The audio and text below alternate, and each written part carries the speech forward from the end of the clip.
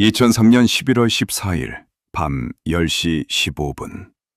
굵은 겨울비가 내리고 있었습니다.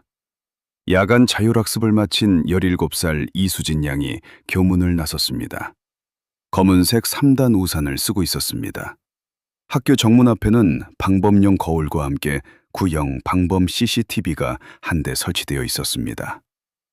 흑백 화면 속 수진 양은 익숙한 발걸음으로 학교 담벼락을 따라 걸어갑니다. 그리고 교문에서 불과 50m 떨어진 좁은 골목길로 우회전합니다. 이 골목길은 길이가 정확히 150m입니다. 골목 양옆으로는 높이 3m의 붉은 벽돌 담장이 빈틈없이 이어져 있습니다. 골목 끝에는 왕복 4차선 도로가 나옵니다. 도로 쪽 전봇대에도 방범용 CCTV가 있었습니다. 수진 양의 평소 걸음걸이라면 이 150m 골목을 빠져나오는데 2분이면 충분합니다. 하지만 10시 17분에도, 10시 20분에도, 10시 30분에도 도로 쪽 CCTV에는 수진 양의 모습이 나타나지 않았습니다. 골목 안에는 다른 샛길이 없습니다. 양옆의 담장을 넘지 않는 이상 빠져나갈 구멍은 존재하지 않습니다. 수진 양은 탈출구가 없는 이 150m의 공간 속에서 연기처럼 증발했습니다. 다음 날 아침, 수진 양의 어머니가 파출소 문을 열고 들어왔습니다. 딸이 집에 오지 않았습니다. 수사에 착수한 담당 최 형사는 단순 가출을 의심하며 곧바로 골목길을 수색했습니다. 골목 중간쯤 가로등이 희미하게 비추는 두 번째 전봇대 아래에서 물건 하나가 발견됩니다. 검은색 3단 우산. 수진 양이 CCTV 속에서 쓰고 있던 바로 그 우산이었습니다. 이상한 점이 있었습니다. 전날 밤에는 제법 굵은 비가 내렸고 바람도 불었습니다. 만약 누군가에게 납치를 당하거나 우산을 놓쳤다면 펴진 채로 바닥에 뒹굴거나 살이 꺾여 망가져 있어야 정상입니다. 하지만 우산은 빗물이 깔끔하게 털어진 채 찍찍이 끈으로 단정하게 묶여 있었습니다. 마치 누군가 실내에 들어가기 전 우산을 접어세워둔 것처럼 전봇대 하단에 가지런히 기대어 있었습니다. 주변 아스팔트 바닥에 저항한 흔적은 없었습니다. 혈흔도 끌린 자국도 없었습니다. 수진 양이 메고 있던 무거운 책가방이나 지갑, 매일 목에 걸고 다니던 나비 모양 펜던트 목걸이는 발견되지 않았습니다. 오직 완벽하게 접힌 우산 하나뿐이었습니다. 경찰서 상황실에는 담배 연기가 자욱했습니다. 형사 3명이 14인치 브라운관 모니터 앞에 바짝 붙어 앉아 CCTV 테이프를 돌려보고 있었습니다. 화면 속 시간은 밤 10시 15분 12초. 수진 양이 우산을 쓰고 골목으로 진입합니다. 형사들은 반대편 도로 쪽 CCTV 화면을 동시에 재생했습니다. 10시 16분. 지나가는 배달 오토바이 한 대. 10시 17분. 우산을 쓴 중년 남성. 10시 20분. 화면은 텅 비어 있습니다. 빗방울만 렌즈에 부딪힙니다. 혹시 우산을 다른 사람과 바꿔 쓴 건 아닐까요? 막내 형사가 입을 열었습니다. 최 형사는 고개를 저었습니다. 수진이의 걸음걸이는 팔자걸음이야. 오른쪽 어깨가 무거운 가방 때문에 살짝 내려가 있고 이 골목을 빠져나간 사람 중 그런 신체적 특징을 가진 사람은 단 한 명도 없어. 이 짧은 구간에서 한 사람이 흔적도 없이 사라지려면 누군가의 집 대문 안으로 걸어 들어가는 방법밖에 없습니다. 아니면 누군가 미리 골목 안에 차량을 세워두고 기다렸다가 수진 양을 강제로 태우고 후진으로 빠져나갔을 가능성. 하지만 학교 정문 CCTV에는 후진으로 빠져나온 차량의 헤드라이트 불빛조차 찍히지 않았습니다. 골목길 안에는 총 8가구가 살고 있었습니다. 형사들은 이 8가구를 전부 탐문했습니다. 비 오는 날이라 창문을 다 닫고 텔레비전을 보고 있어서 밖에서 무슨 소리가 났는지 전혀 못 들었어요. 단 한 명의 목격자도 나오지 않았습니다. 누군가 강제로 입을 틀어막고 끌고 갔다면 비명이나 몸싸움 소리가 났어야 합니다. 우산이 단정하게 접혀 있었다는 건 수진 양이 스스로 누군가의 집으로 걸어 들어갔다는 무서운 결론을 가리키고 있었습니다. 최 형사는 수진 양 주변 인물들의 당일 행적을 파헤치기 시작했습니다. 가장 먼저 수진 양의 휴대전화 통화 기록을 뽑았습니다. 마지막 통화는 밤 10시 5분. 야간 자율학습이 끝나기 10분 전이었습니다. 발신자는 같은 반 남학생 박지훈이었습니다. 통화 시간은 단 12초. 수진이와 무슨 통화를 했습니까? 최 형사가 물었습니다. 우산이 있냐고 물어봤습니다. 밖을 보니 비가 오길래요. 지훈 군이 대답했습니다. 수진 양이 뭐라고 하던가요? 아침에 챙겨왔다고 걱정하지 말고 먼저 가라고 했습니다. 그게 다예요. 최 형사는 지훈 군의 동선을 교차 검증했습니다. 지훈 군은 밤 10시에 학교 근처 당과학원이 끝났고 10시 30분에 자택 근처 PC방에 회원 아이디로 로그인한 전산 기록이 남아 있었습니다. 학원과 PC방 사이의 거리는 도보로 20분. 수진 양이 사라진 골목에 들러 범행을 저지르고 시신을 은닉한 뒤 PC방에 갈 시간적 여유는 물리적으로 불가능했습니다. 두 번째 용의자는 학교 앞 편의점 주인이었습니다. 수진 양이 매일 하굣길에 들러 바나나 우유를 사가던 곳입니다. 그날 밤 10시 넘어서 수진 양을 봤습니까? 아니요. 비가 와서 그런지 그날은 우리 가게에 안 왔어요. 편의점 주인은 밤 10시부터 11시까지 창고에서 물건 재고를 정리하고 있었다고 했습니다. 하지만 2003년 당시 편의점 내부 창고에는 CCTV가 없었습니다. 주인의 진술을 뒷받침할 객관적인 알리바이는 오직 본인의 이뿐이었습니다. 하지만 편의점에서 수진 양의 동선인 골목길까지는 300m 이상 떨어져 있었고 그가 가게를 비우고 비오는 골목까지 쫓아갔다는 증거 역시 없었습니다. 가족들의 알리바이도 확인했습니다.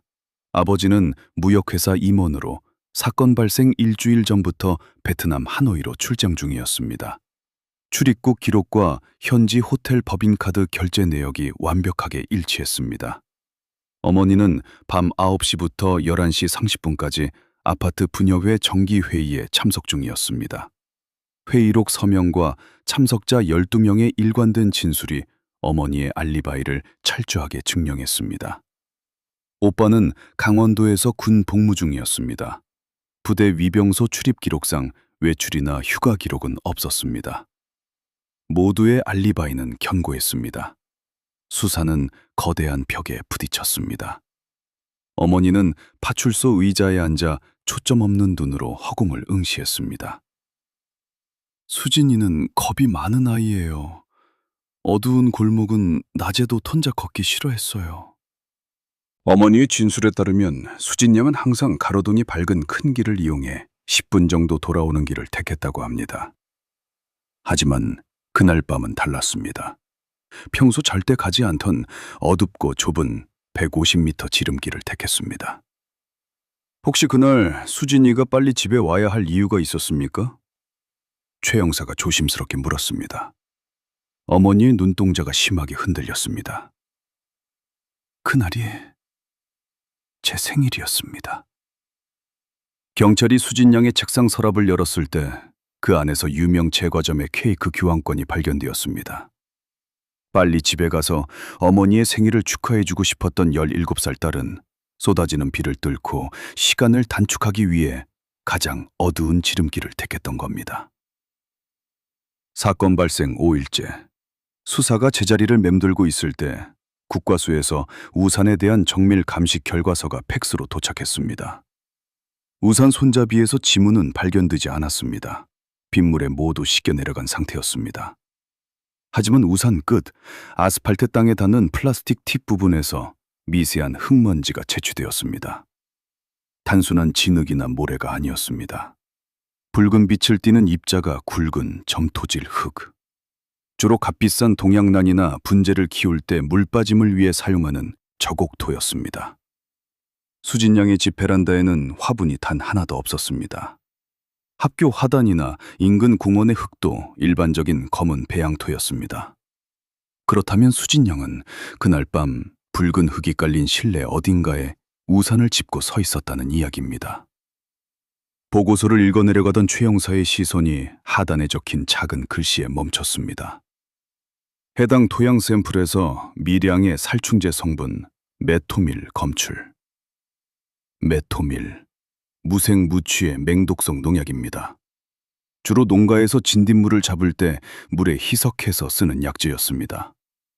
수진양의 우산 끝에 맹독성 농약이 섞인 붉은 흙이 묻어 있었다. 이 단서는 완전히 식어버린 수사의 판도를 단숨에 뒤집었습니다. 최 형사는 즉시 형사들을 이끌고 골목길 한 8가구의 마당과 현관을 샅샅이 살피기 시작했습니다. 첫 번째 집, 시멘트 바닥. 두 번째 집, 대리석 계단. 세 번째 집, 잡초가 무성한 일반 흙마당. 그렇게 7번째 집까지 붉은색 저곡토는 단 한 줌도 발견되지 않았습니다. 마지막 8번째 집, 골목의 거의 끝자락, 가로등 빛이 전혀 닿지 않는 가장 어두운 곳에 자리한 낡은 2층 양옥집이었습니다. 이 집에는 60대 독거노인 김 씨가 살고 있었습니다. 동네에서 리어카를 끌고 폐지를 줍고 다니면 조용하고 체구가 왜소한 사람이었습니다. 초기 수사 당시 경찰은 김 씨를 찾아갔으나 문이 굳게 잠겨 있었고 60대 노인의 마른 체격으로 반항하는 17살 여고생을 소리 없이 제압하기란 불가능에 가깝다고 판단하여 수사 선상에서 자연스럽게 배제했었습니다. 최 형사가 녹슨 철문을 두드렸습니다. 인기척이 없었습니다. 담장 틈새로 안쪽 마당을 들여다보았습니다.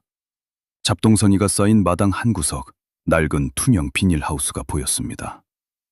그 안에는 수십 개의 난초 화분이 정갈하게 놓여 있었습니다. 그리고 화분 바닥에는 붉은색 저곡토가 두껍게 깔려 있었습니다. 최 형사는 담장을 넘어 마당으로 뛰어내렸습니다. 집 안은 쥐죽은 듯 고요했습니다. 굳게 잠긴 현관문을 지나 비닐하우스로 다가갔습니다.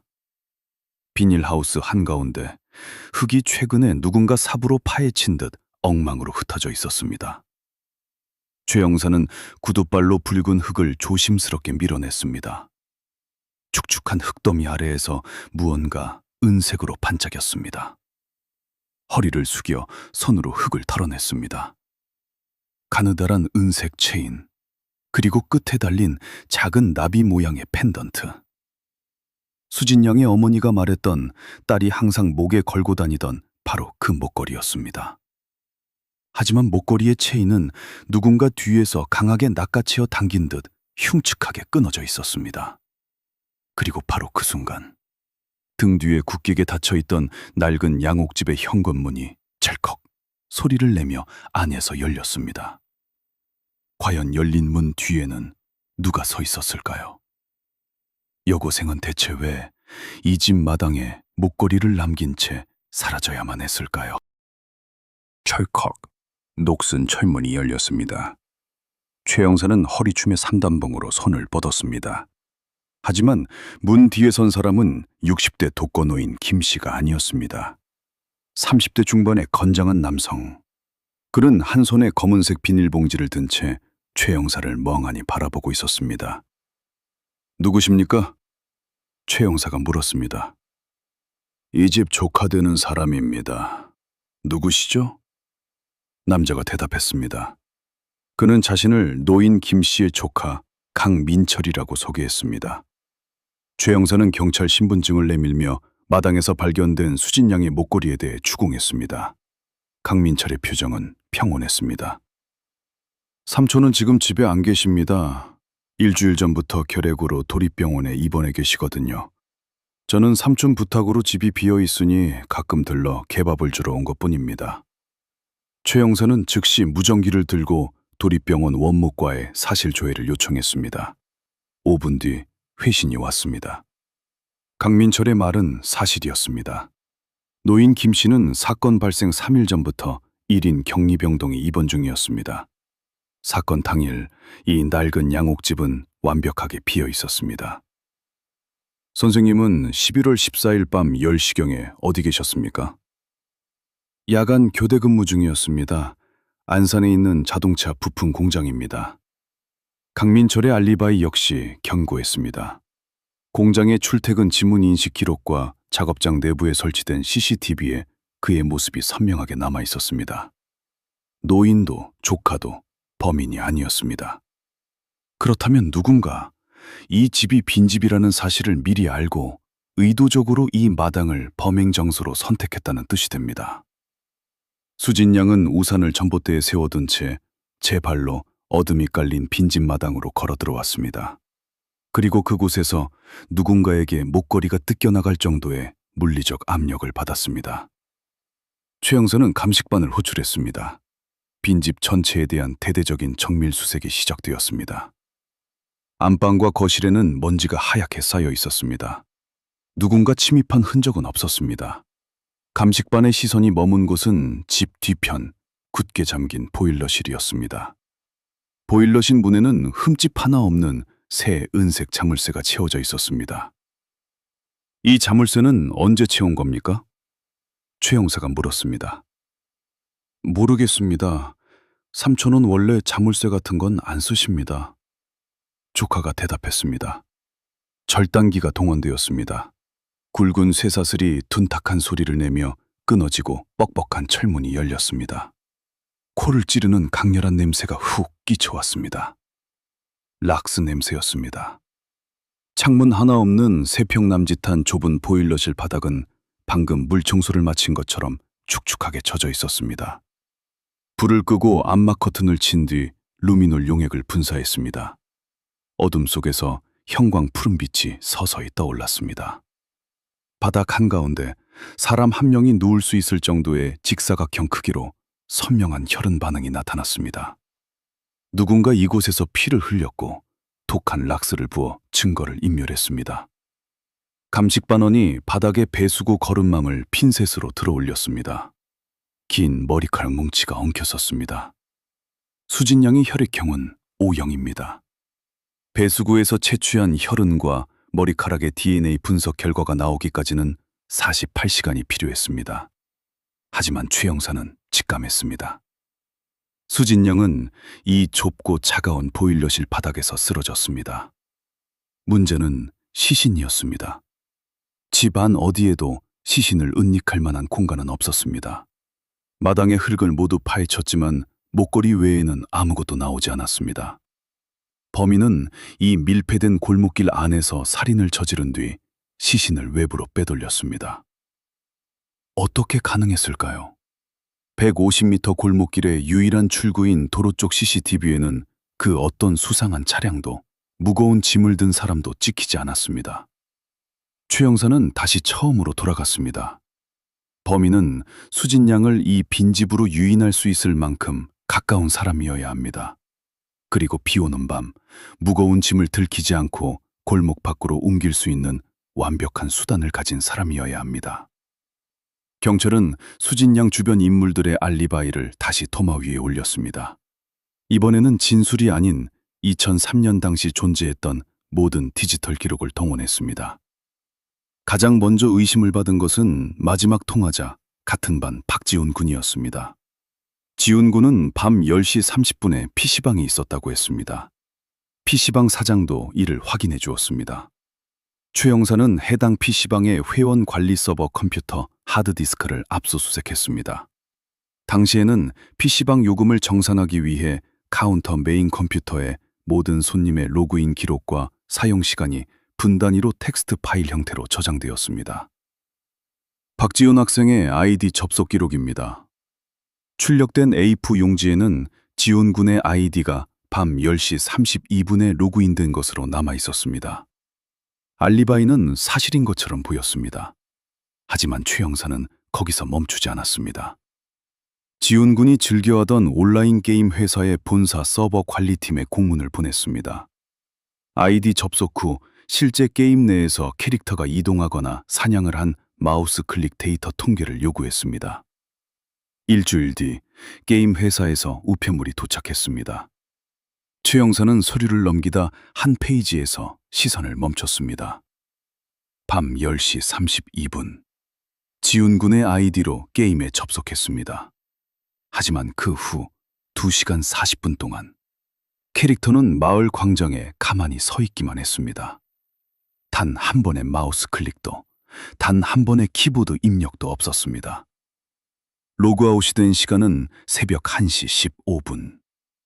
누군가 지훈 군의 아이디로 로그인만 해둔 채 자리를 비웠다는 뜻입니다.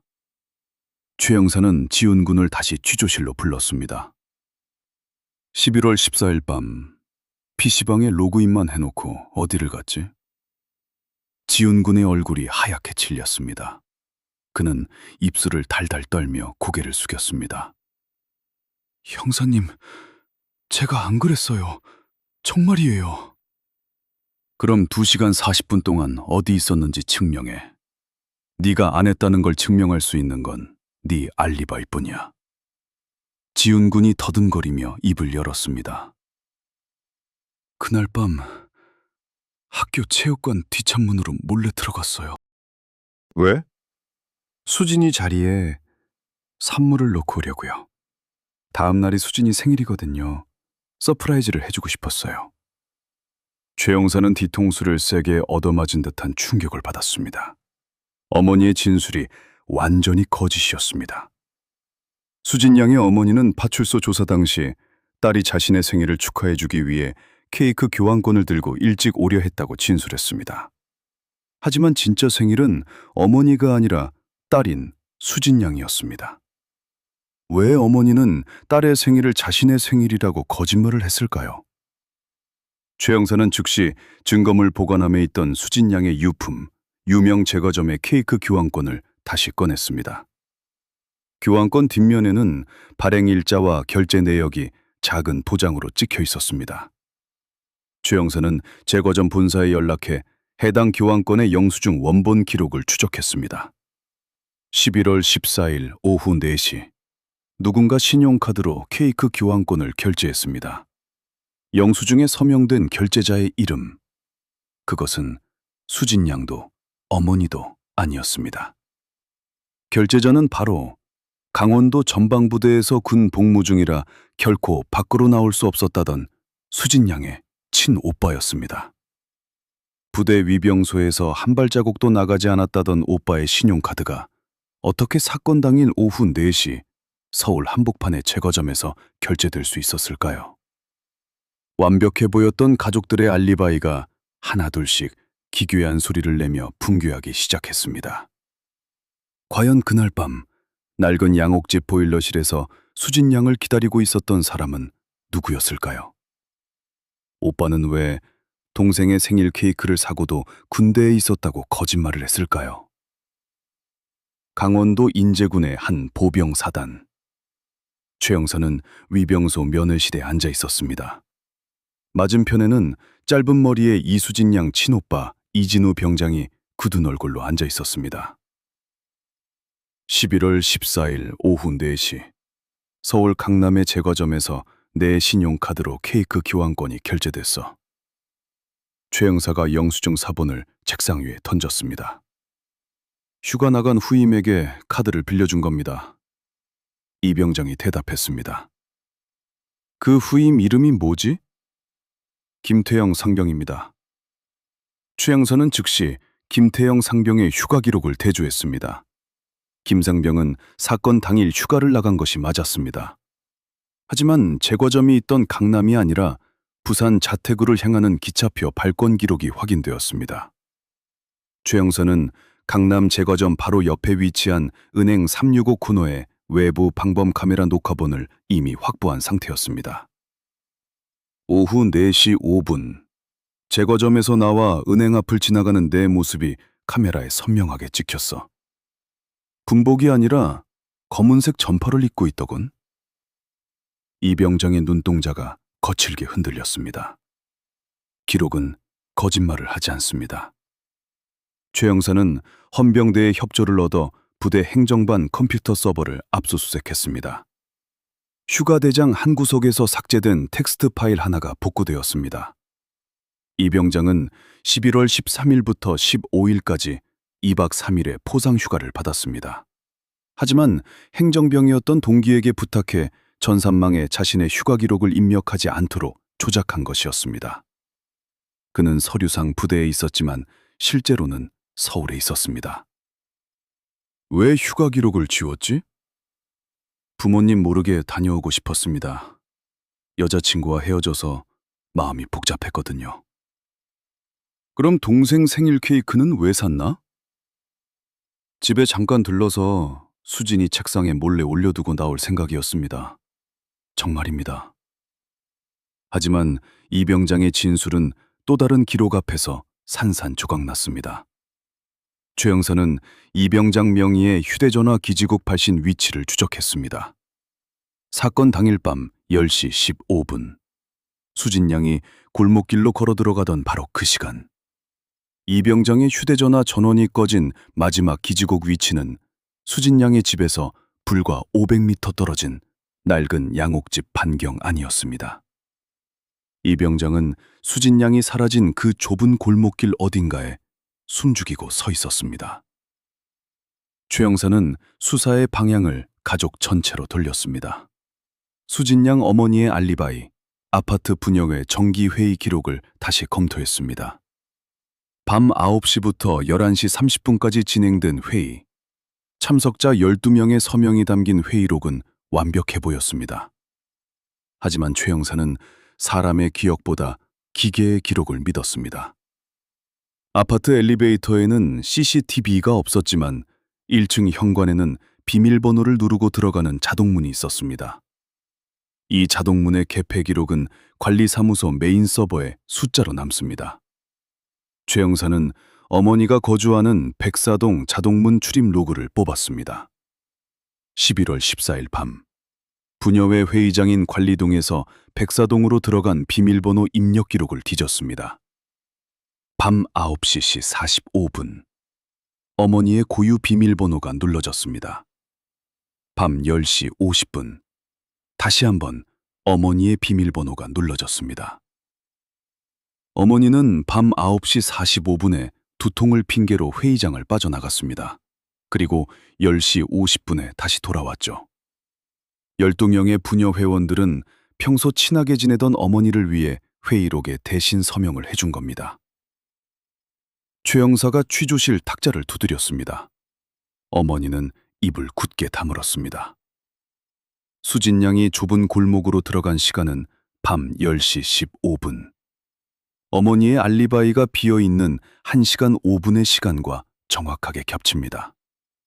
오빠는 부대 휴가 기록을 지운 채 그 골목에 있었고, 어머니는 이웃들의 거짓말 뒤에 숨어 그 골목을 향했습니다. 가족은 17살 막내딸을 어둡고 축축한 양옥집 보일러실로 몰아넣었습니다. 도대체 왜 가족이 이런 끔찍한 연극을 꾸민 걸까요? 동기는 항상 돈의 흐름 속에 숨어 있습니다. 최 형사는 금융감독원의 협조를 받아 가족의 지난 5년간 계좌 거래 내역을 모두 뒤졌습니다. 평범해 보이던 중산층 가정의 껍데기가 벗겨지는 순간이었습니다. 베트남에서 무역업을 한다는 아버지의 회사는 이미 2년 전 부도를 맞은 상태였습니다.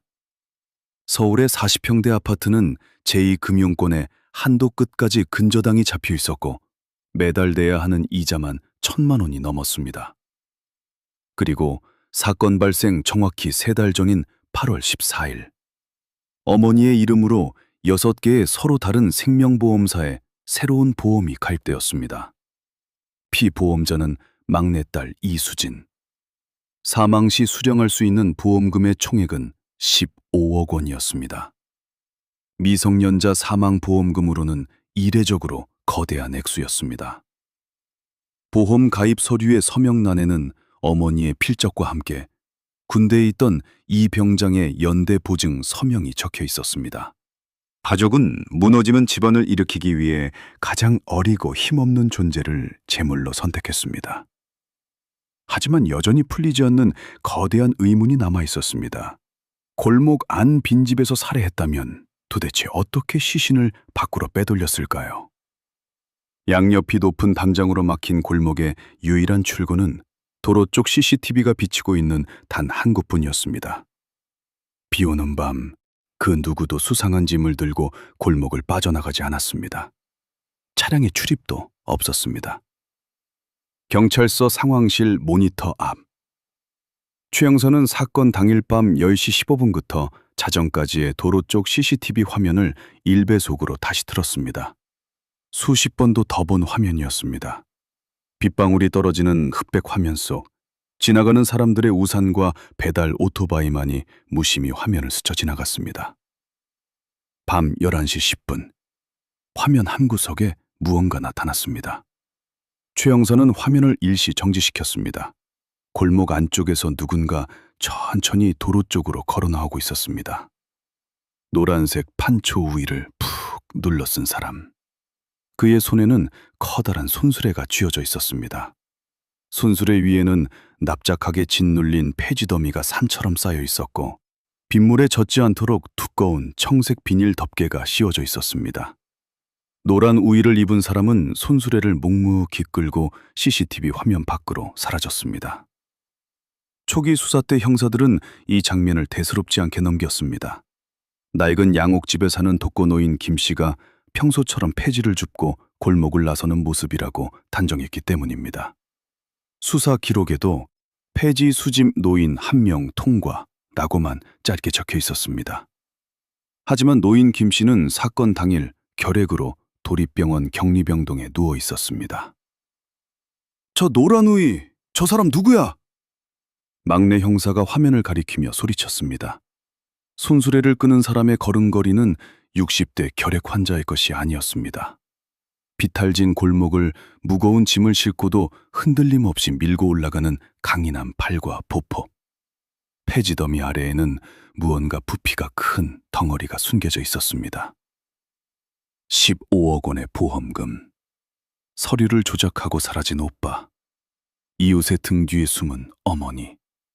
이들은 철저한 계획 아래 17살 소녀를 폐지더미 아래 구겨넣고 골목을 빠져나갔습니다. 최 형사는 즉시 관할 구역 내 고물상과 쓰레기 매립장에 형사들을 급파했습니다. 노란 우위가 끌고 간 손수레의 바퀴 자국을 쫓아야 했습니다. 수색 3일째 새벽.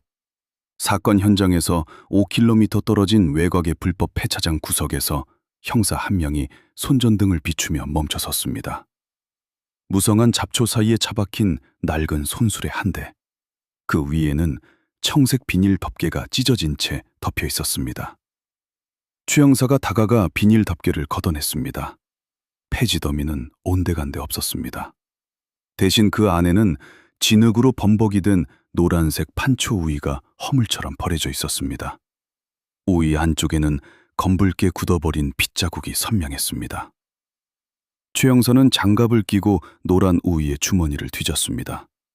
축축하게 젖은 종이 조각 하나가 손끝에 걸렸습니다. 조심스럽게 펼쳐진 종이에는 베트남 하노이 공항의 입국 심사 도장이 찍힌 찢어진 비행기 탑승권 반쪽이 들어 있었습니다. 탑승권에 적힌 이름. 그것은 베트남으로 출장을 가서 사건 당일 절대 한국에 올 수 없었다던 수진 양의 아버지 이름이었습니다. 오빠와 어머니가 끝이 아니었습니다. 태극마크가 선명한 출입국 기록마저 속이고 한국에 잠입한 아버지는 대체 어떤 방법으로 경찰의 눈을 피했을까요? 폐지더미 아래 실려나간 수진 양의 시신은 어디로 사라진 걸까요? 기록상 아버지는 하노이에 있었습니다. 하노이 공항 입국 심사대에 찍힌 도장은 11월 7일, 수진 양이 사라지기 정확히 일주일 전이었습니다. 하지만 최 형사의 손에 들린 노란 우위 속 탑승권 반쪽은 11월 14일 오후 2시 인천발 탑승권이었습니다. 아버지는 하노이에서 다시 한국으로 들어왔습니다. 공식적인 출입국 기록에는 없는 이름이었습니다. 밀항입니까? 최 형사가 취조실에 앉은 어머니를 향해 낮게 물었습니다. 어머니는 대답하지 않았습니다. 대신 초점 없는 눈으로 벽면의 시계만 바라보았습니다. 최 형사는 법무부 출입국 관리소의 전산망을 다시 뒤집었습니다. 11월 14일 하노이에서 인천으로 들어온 모든 항공편의 탑승객 명단을 전수조사했습니다. 수진 양 아버지의 이름은 없었습니다. 하지만 그와 생년월일이 정확히 일치하는 또 다른 이름 하나가 발견되었습니다. 이석준. 아버지의 쌍둥이 동생이자 10년 전 사고로 사망한 삼촌의 이름이었습니다. 아버지는 죽은 동생의 명의로 여권을 부정 발급받아 사용하고 있었습니다. 기록이 시간을 관통하며 진실을 가리키기 시작했습니다. 11월 14일 오후 4시, 아버지는 인천공항을 빠져나왔습니다. 그리고 오후 6시, 강남의 제과점에서 아들과 만났습니다. 아들은 동생의 생일 케이크를 샀고 아버지는 그 케이크를 들고 딸이 올 골목길로 향했습니다. 그들의 계획은 치밀했습니다. 아버지는 베트남에 있는 것처럼 위장했고 오빠는 군부대에 있는 것처럼 기록을 조작했습니다. 어머니는 이웃들의 증언 뒤에 숨었습니다. 세 사람은 각자의 알리바이를 완벽하게 구축한 뒤 골목길 안 낡은 양옥집 보일러실에서 수진 양을 기다렸습니다. 왜 그랬습니까? 딸의 목숨값이 그렇게 절박했나요? 최 형사가 보험 가입 서류를 내밀었습니다. 어머니의 입술이 미세하게 떨렸습니다. 우리 수진이는... 어머니는 말을 잇지 못하고 흐느끼기 시작했습니다. 하지만 그것은 참회의 눈물이 아니었습니다. 들통나버린 계획에 대한 공포였습니다. 하지만 결정적인 물증이 부족했습니다. 보일러실의 혈흔과 머리카락은 수진 양의 것이 맞았지만 시신이 없었습니다. 시신이 없는 살인사건은 법정에서 뒤집히기 일쑤였습니다. 아버지는 노란 우이와 손수레가 발견된 직후 다시 종적을 감췄습니다. 공항과 항만을 봉쇄했지만 이미 다른 이름의 여권을 가지고 있을 가능성이 컸습니다. 사건은 그렇게 미궁으로 빠져드는 듯했습니다. 가족들은 증거 불충분으로 풀려났고 수진 양은 실종 상태로 남았습니다. 7년의 세월이 흘러 수진 양은 법적으로 사망 처리되었습니다. 15억 원의 보험금은 가족들의 계좌로 흘러들어갔습니다. 아버지는 베트남에서 사업을 크게 확장했고 오빠는 서울의 유명 증권사 부장이 되었습니다. 어머니는 강남의 고급 아파트에서 평온한 노후를 보냈습니다. 시간은 흘러 2023년 5월, 사건 발생 20년이 지난 어느 날이었습니다. 서울의 한 시중은행 지하 금고실. 80대 노인의 유품을 정리하던 은행 직원이 오래된 대여금고 하나를 열었습니다. 금고의 주인은 20년 전 수진 양이 우산 끝에서 발견된 저곡토의 주인, 독거노인 김 씨였습니다. 그는 2년 전 요양병원에서 아무도 모르게 세상을 떠났습니다. 금고 안에는 낡은 종이봉투 하나가 들어있었습니다. 봉투 겉면에는 최 형사에게라는 투박한 글씨가 적혀 있었습니다. 20년 전 수사를 담당했던 최 형사는 이제 은퇴를 앞둔 백발의 수사과장이 되어 있었습니다. 그가 떨리는 손으로 봉투를 열었습니다. 안에는 한 장의 편지와 함께 작은 열쇠 하나가 들어 있었습니다. 나는 보았습니다. 그날 밤 내 집 마당으로 들어오던 세 사람을. 하지만 나는 겁이 났습니다. 내 조카가 그들에게 돈을 받고 보일러실을 빌려주었다는 사실을 알았기 때문입니다. 편지에는 충격적인 진실이 적혀 있었습니다. 노인 김 씨의 조카 강민철은 단순히 개밥을 주러 온 것이 아니었습니다. 그는 가족들에게 거액을 받고 자신의 삼촌이 비운 집을 살해 장소로 제공했습니다. 그리고 노인 김 씨는 병원에서 몰래 빠져나와 자신의 집에서 벌어지는 끔찍한 광경을 창문 틈으로 목격했던 것입니다. 그들은 아이를 청색 비닐에 싸서 손수레에 실었습니다. 그리고 아버지는 그 손수레를 끌고 나갔습니다. 하지만 그들이 모르는 것이 하나 있습니다. 아이의 시신은 멀리 가지 않았습니다. 최 형사는 편지에 적힌 주소로 향했습니다. 경기도 가평군 설악면. 수진 양 아버지가 보험금을 받은 뒤 가장 먼저 사들였던 별장이었습니다. 20년 동안 단 한 번도 매물로 나오지 않았던 숲속 깊은 곳의 비밀스러운 장소였습니다. 최 형사는 현대과학의 힘을 빌렸습니다. 국과수의 최첨단 지표 투과 레이더 GPR 장비가 동원되었습니다. 별장 지하 주차장 바닥을 훑어내려가던 레이더 화면에 이질적인 반응이 잡혔습니다. 콘크리트 바닥 아래 사람의 뼈 구조와 일치하는 형태가 선명하게 드러났습니다. 한마드릴이 차가운 콘크리트를 부수기 시작했습니다. 두껍게 발린 시멘트 침을 걷어내자 20년의 세월을 견디어온 청색 비닐 덮개가 모습을 드러냈습니다. 비닐을 조심스럽게 걷어내자 그 안에는 17살 소녀의 유골이 웅크린 채 누워 있었습니다. 유골의 목 부위에는 은색 나비 모양 펜던트가 달려있던 자리의 흔적인지 미세한 금속 산화물이 묻어 있었습니다. 그리고 유골을 감싸고 있는 것은 낡은 천조각이 아니었습니다. 그것은 1990년대 중반 이탈리아에서 소량으로 수입되었던 최고급 울 카페트였습니다. 이 카페트 섬유, 20년 전 보일러실 바닥에서 발견된 미세 섬유와 일치합니다. 국과수 직원이 보고했습니다. 당시에는 너무 미세해서 분석이 불가능했던 성분이었습니다. 하지만 2023년의 기술은 그 섬유가 이탈리아의 특정 공장에서 생산된 것임을 밝혀냈습니다. 그리고 그 카페트를 수입한 명단에는 수진 양 아버지의 무역회사 이름이 적혀 있었습니다. 20년 전 아버지는 자신의 회사에서 수입한 카페트로 딸의 시신을 감싸고 손수레에 실어 골목을 빠져나갔습니다.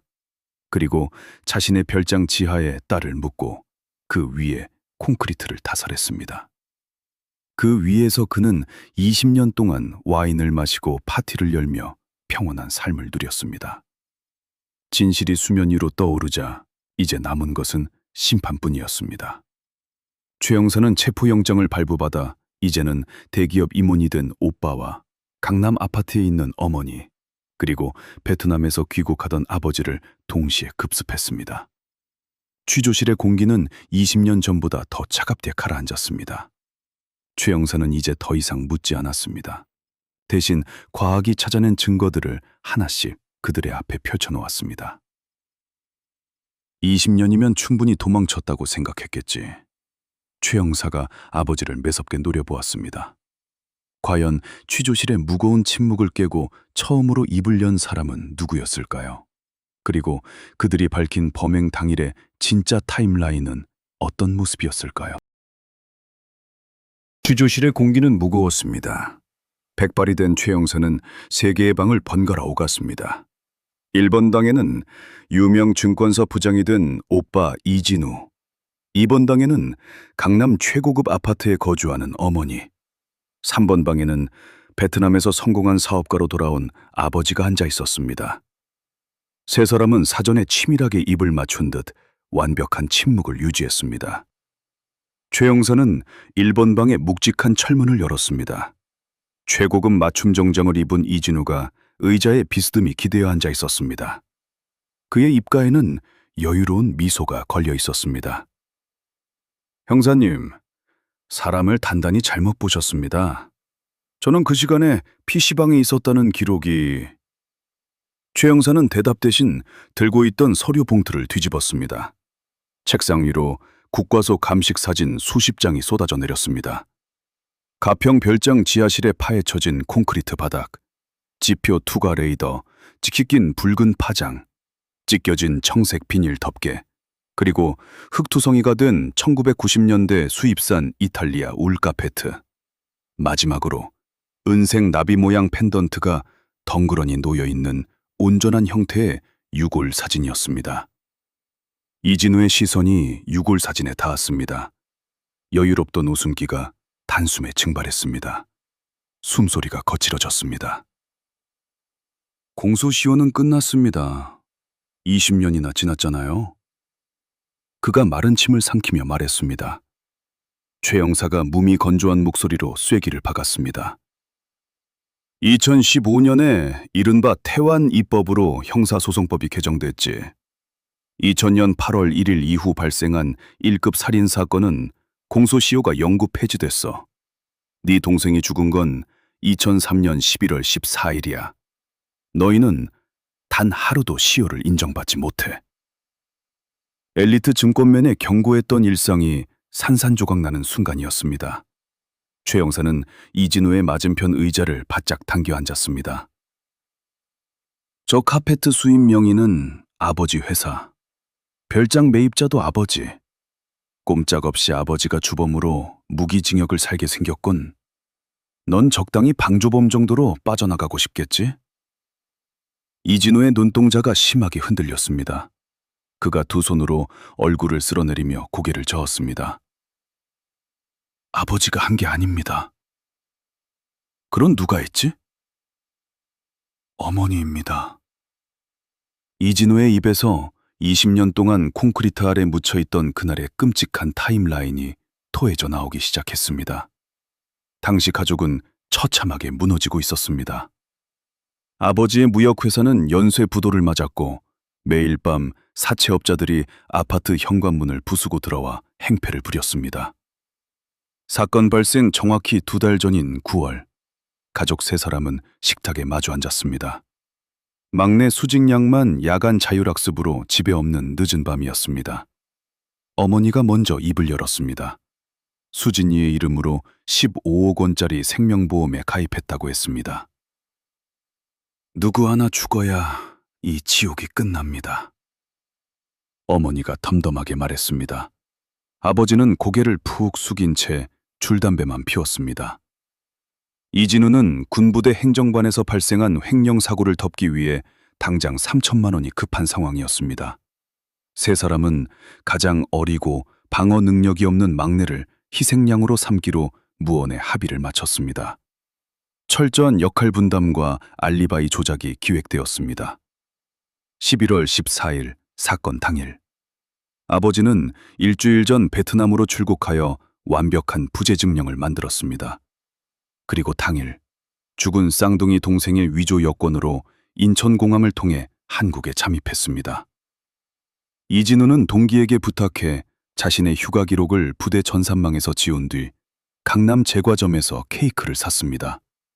케이크는 수진 양을 낡은 집으로 유인하기 위한 미끼였습니다. 어머니는 밤 9시 45분 두통을 핑계로 부녀회 회의장을 빠져나와 골목길 낡은 양옥집으로 향했습니다. 조카 강민철에게 미리 500만 원의 현금을 쥐어주고 집을 완전히 비워둔 상태였습니다. 밤 10시 10분, 어머니는 비가 쏟아지는 어두운 골목길 중간에서 우산을 쓰고 서 있었습니다. 잠시 후 골목으로 들어선 수진 양이 어머니를 발견했습니다. 엄마가 비 오는데 왜 여기 있어? 딸이 놀라서 물었습니다. 오빠가 깜짝 휴가를 나왔단다? 저 빈집 마당에서 몰래 네 생일 파티를 준비하고 있으니 조용히 따라오렴? 어머니는 다정하게 딸의 어깨를 감싸 안았습니다. 수진 양은 아무런 의심 없이 자신이 쓰고 온 우산을 전봇대 아래에 단정하게 접어 세워두었습니다. 그리고 어머니의 손을 잡고 철문 안으로 들어갔습니다. 밤 10시 15분, 마당한 비닐하우스에는 이진우가 서 있었습니다. 한 손에는 케이크 상자가, 다른 한 손에는 노란색 공사용 나일론 끈이 쥐어져 있었습니다. 수진 양이 붉은 저곡토 흙을 밟고 비닐하우스 안으로 들어선 순간, 이진우가 케이크 상자를 바닥에 던지고 여동생의 목에 나일론 끈을 걸었습니다. 수진이가 숨을 쉬려고 발버둥을 쳤습니다.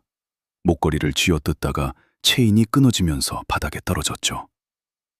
이진우가 몸을 덜덜 떨며 중얼거렸습니다. 어머니는 뭘 하고 있었지? 최 형사가 차갑게 물었습니다. 제 등 뒤에서 수진이의 2다리를 체중을 실어 꽉 누르고 있었습니다. 비명소리가 새어나가지 않게요.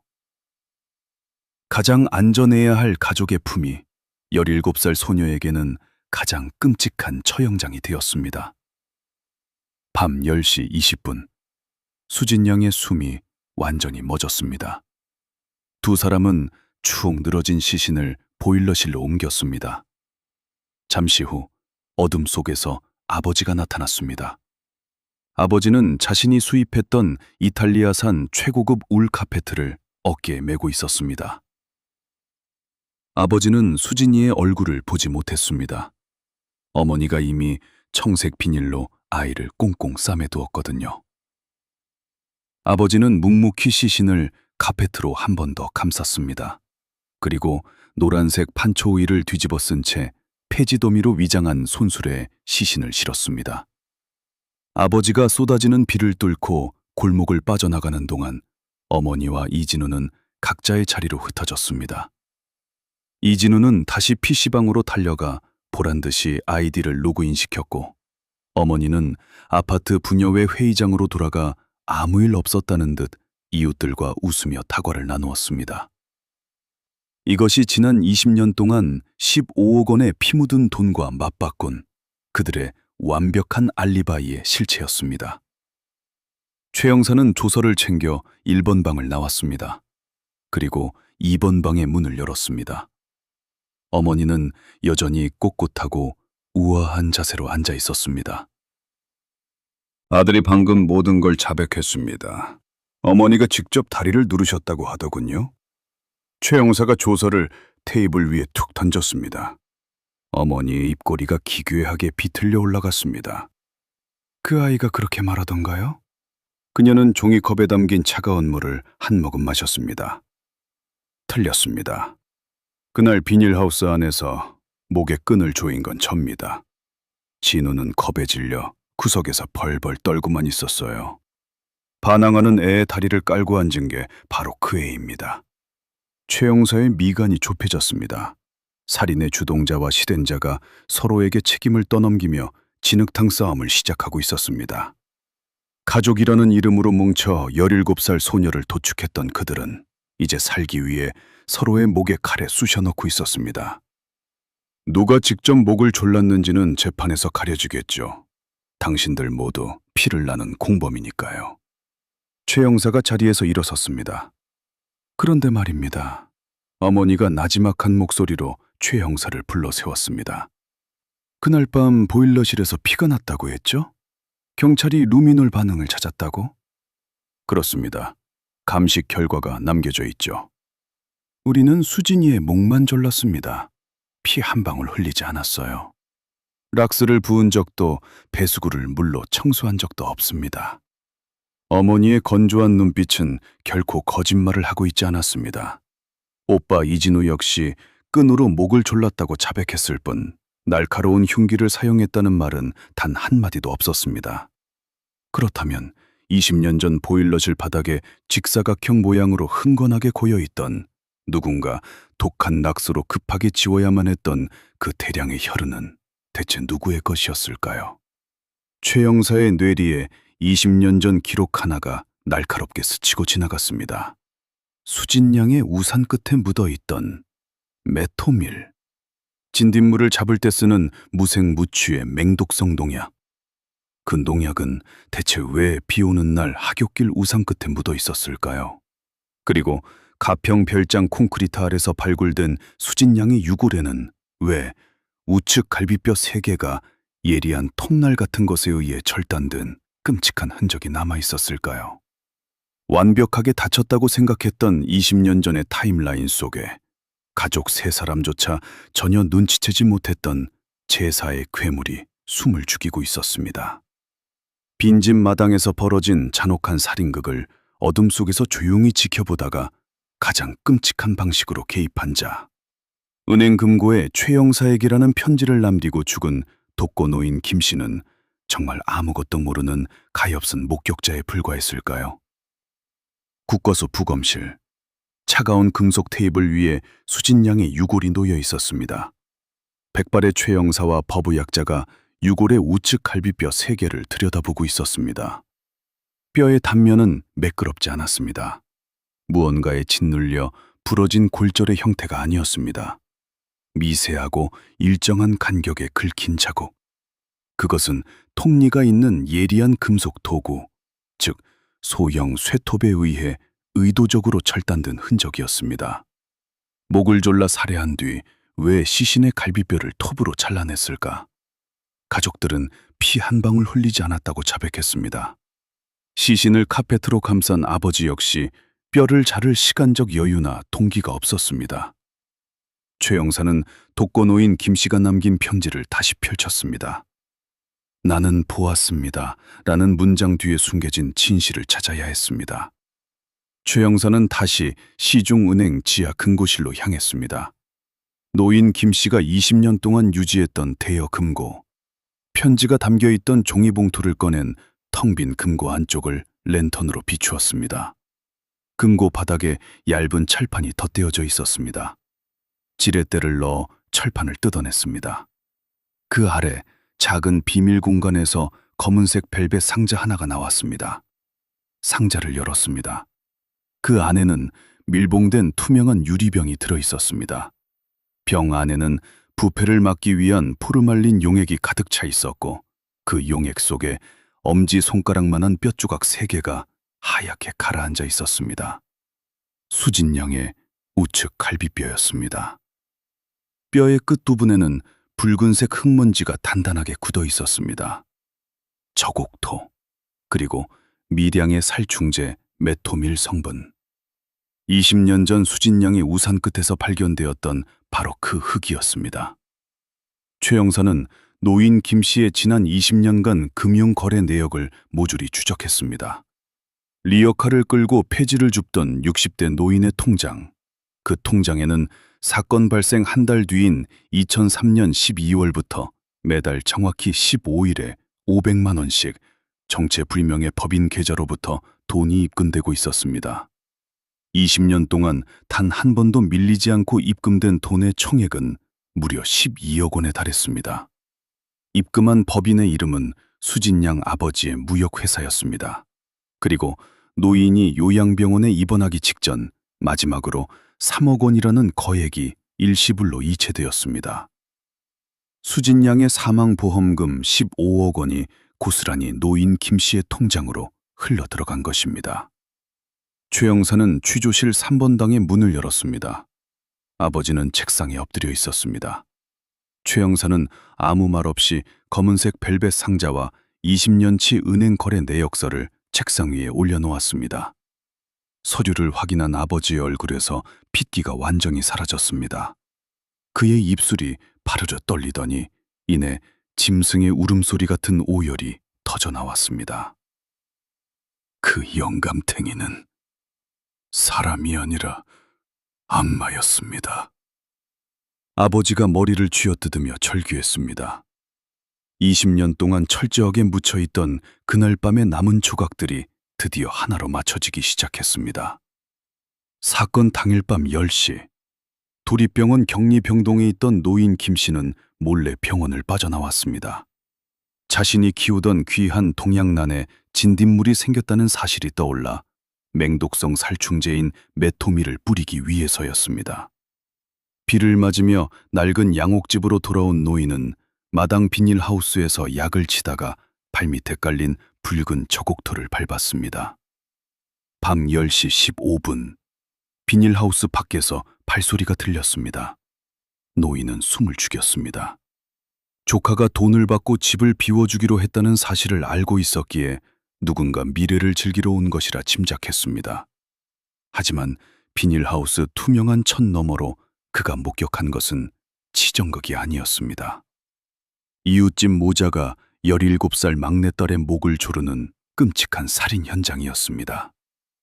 밤 10시 20분, 어머니와 오빠가 시신을 보일러실로 옮기고 서둘러 마당을 빠져나갔습니다. 낡은 철문이 닫히는 소리를 듣고 나서야 노인은 비닐하우스에서 나왔습니다. 그는 곧바로 경찰에 신고하지 않았습니다. 대신 공구함에서 낡은 쇠톱 하나를 꺼내 들고 보일러실로 향했습니다. 노인은 보일러실 바닥에 쓰러진 수진 양의 교복 단추를 풀었습니다. 그리고 예리한 통날로 갈비뼈 3개를 잘라냈습니다. 시신에서 뿜어져 나온 붉은 피가 차가운 시멘트 바닥을 흥건하게 적셨습니다. 노인은 피 묻은 뼈 조각을 주머니에 챙겨 넣었습니다. 완전 범죄를 꿈꾸는 부자 이웃의 목줄을 평생 틀어줄 가장 완벽하고 잔혹한 담보물이었습니다. 뼈를 자르는 동안 노인의 신발 밑창에 묻어있던 메토밀과 저곡토 흙이 바닥에 떨어졌고 그것이 수진 양의 피와 섞였습니다. 노인은 증거를 남기지 않기 위해 화장실에 있던 독한 락스를 가져와 피바다가 된 바닥을 박박 문질러 씻어냈습니다. 경찰이 발견했던 혈흔과 락스 냄새의 정체는 바로 이 노인의 흔적이었습니다. 밤 11시, 아버지가 골목길에 나타났습니다. 핏자국을 모두 지운 노인은 다시 어둠 속에 몸을 숨겼습니다. 아버지는 아무것도 모른 채 딸의 시신을 카페트로 감싸 손수레에 실었습니다. 노인은 아버지가 골목을 빠져나가는 모습을 끝까지 지켜보았습니다. 그리고 다음 날 새벽, 노인은 마당에 뒹굴고 있던 수진 양의 검은색 3단 우산을 들고 골목길로 나갔습니다. 경찰의 수색이 자신의 빈집으로 향하는 것을 막기 위해 교묘하게 빗물을 털고 끈을 묶어 전봇대 아래에 가지런히 세워두었습니다. 이 과정에서 노인의 신발에 묻어있던 메토밀과 저곡토 흙이 우산 끝 플라스틱 팁에 옮겨 묻은 것입니다. 모든 수사망을 교란시킨 밀실의 트릭은 범인이 아니라 범행을 목격한 제3의 괴물에 의해 완성되었습니다.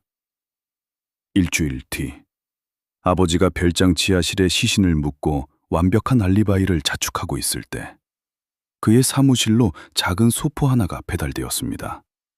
상자 안에는 피 묻은 뼈조각 사진 한 장과 계좌 번호가 적힌 쪽지가 들어있었습니다. 매달 15일 500만 원. 멈추면 이 뼈는 경찰서로 갑니다. 그날부터 가족의 진정한 지옥이 시작되었습니다. 그들은 보험금 15억 원을 손에 넣었지만 단 1원도 자신들을 위해 쓰지 못했습니다. 아버지는 베트남에서 뼈 빠지게 사업을 확장해야만 했습니다.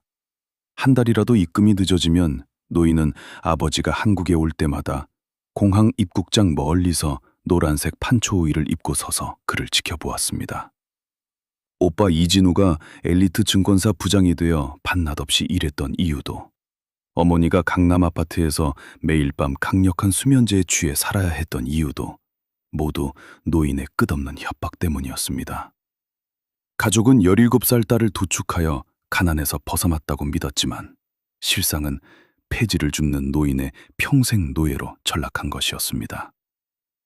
우리는 20년 동안 단 하루도 두 다리를 뻗고 자본 적이 없습니다. 차라리 그때 잡혔더라면. 아버지가 수갑찬 두 손으로 얼굴을 가린 채 오열했습니다. 최 형사는 서류를 덮고 자리에서 일어났습니다. 당신들이 겪은 20년의 지옥은 수진이가 보일러실 바닥에서 겪은 5분의 고통에 비하면 아무것도 아니야. 당신들은 살기 위해 발버둥 쳤지만 그 아이는 살려달라고 애원할 기회조차 없었으니까. 취조실에 무거운 철문이 닫혔습니다. 가족이라는 이름의 가장 견고한 알리바이는 과학의 발전과 지독한 인간의 탐욕 앞에서 완전히 붕괴되었습니다.